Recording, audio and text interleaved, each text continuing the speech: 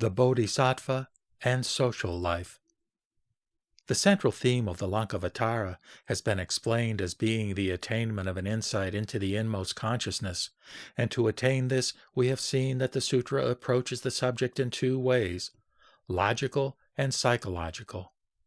But as Buddhism is a religion, and as every religion has its practical and social side, without which it will lose its reason for existence, the Lankavatara also prepares the Bodhisattva for his mission as one of the members of a cooperative life. In fact, this is what distinguishes the Mahayana from the Hinayana, for the latter's objective of spiritual discipline does not extend beyond its own interest, however exalted it may be in itself, the object being the attainment of arhatship, a solitary saintly life. This is all well as far as it goes, but as we are all living within a most complicated organized communal body, not excepting even a Buddha or a Bodhisattva, we have to think of this side of life. The conception of a Bodhisattva was thus inevitable.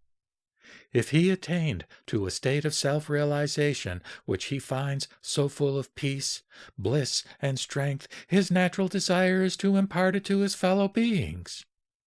Technically, when he has finished benefiting himself, his next step is to go out into the world and benefit others.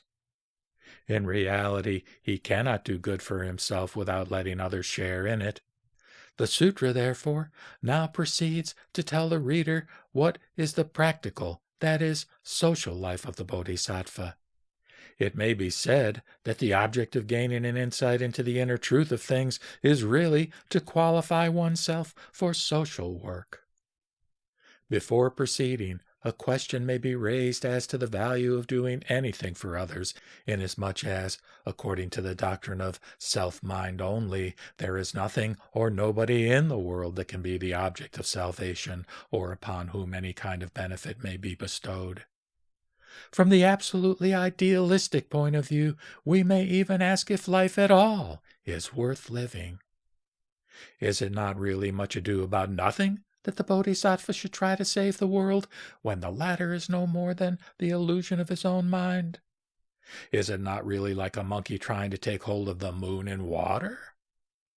This is what is called by the Mahayanists as nihilism, which does not understand the truth of things. That the world is like a mirage, that it is thus empty, does not mean that it is unreal in the sense that it has no reality in any sense. It means that its real nature cannot be understood by a mind that cannot arise above the dualism of to be and not to be. Therefore, the Song translation of the Lankavatara opens with this stanza recited by Mahamate, quote, "The world transcends the dualism of birth and death. It is like the flower in air. The wise are free from the ideas of being and non-being, yet a great compassionate heart is awakened in them." The last sentence, quote, "Yet a great compassionate heart is awakened in them," is repeated in the first 4 verses. This is the most important passage, not only in the philosophy of the Lankavatara, but in the whole teaching of Mahayana Buddhism. Therefore, says the Ashtaka Sharika Prajnaparamita Sutra, quote, "Sariputra asks Subhuti, if, as you say, the Bodhisattva is unborn, how is it that he works hard and suffers much for the sake of all sentient beings?" To this answers Subhuti, "I do not wish the Bodhisattva to think that he is working hard and suffering much. If he does, he is no Bodhisattva. Why, if he does cherish such thoughts, he cannot accept to benefit sentient beings whose number exceeds calculation. Rather, let him rejoice over his doings, and toward all sentient beings feel like a mother or father, a son or daughter, and let him, feeling like this among men and women, walk in the path of bodhisattvahood.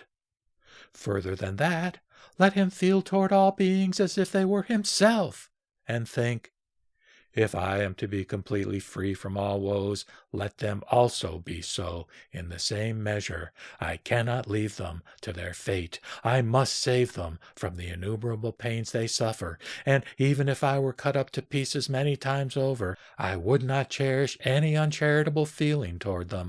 Close quote. This is the way a Bodhisattva Mahasattva should feel toward all beings, and there will be no thought of hardship with him.